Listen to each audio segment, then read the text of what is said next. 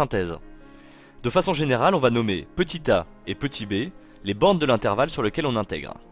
On va nommer grand I cette intégrale, petit m la valeur de la borne du dessous et grand M la borne du dessus.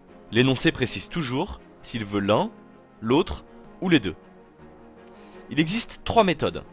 On va s'adapter à l'énoncé. Si on cherche à prouver que l'intégrale est positive, on prouve d'abord que pour x compris entre a et b, la fonction intégrée est positive, et par passage à l'intégrale, on a alors le droit de dire que l'intégrale de a à b de f est positive. Si on voit que petit m ou grand M, les valeurs qui encadrent, ressemblent étrangement à la valeur de f en a ou en b, ce qui est en général flagrant, on prouve d'abord que pour x compris entre a et b, selon le sens de variation de f, soit f est compris entre f de a et f de b, ou bien entre f de b et f de a. Donc là je me mets dans ce cas-là.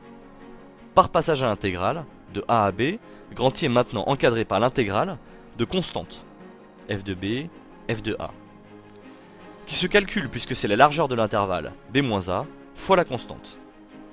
Enfin, si l'on n'est pas dans l'un de ces deux cas, on va chercher à prouver que pour x compris entre a et b, l'un des éléments de f est négligeable. Par passage à l'intégrale de a à b, on majore ainsi i par une intégrale plus simple, dont on connaît une primitive usuelle, et qu'on peut calculer.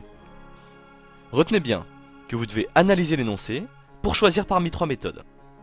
Elles ont toutes un point commun. Vous partez de x compris entre a et b, pour prouver une inégalité concernant f de x, la fonction intégrée. Ensuite seulement, vous passez à l'intégrale de a à b. Et la vie est belle.